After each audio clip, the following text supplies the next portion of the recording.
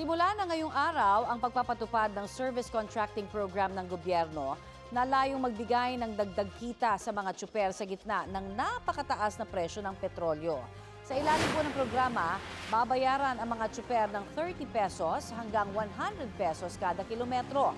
Depende po yan sa minamaneho nilang pampublikong sasakyan.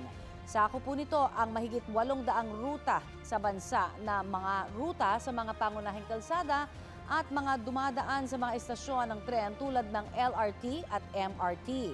Imomonitor ng pamahalaan ang mga PUV sa pamamagitan ng manual monitoring at GPS. Kabilang din po sa programa ang 20% discount sa pamasahe ng mga pasahero.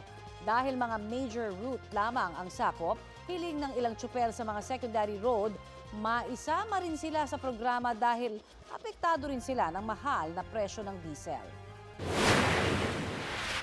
Napakaganda po sana kung ang lahat po ay makikinabang. Ang sa amin po kasi ay wala po kami sa national road.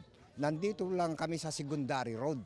Paano po kami makakasama dyan sa service contracting na yan? Bakit ayaw i-subsidize ng gobyerno yung kalahati doon sa itinaas ng diesel?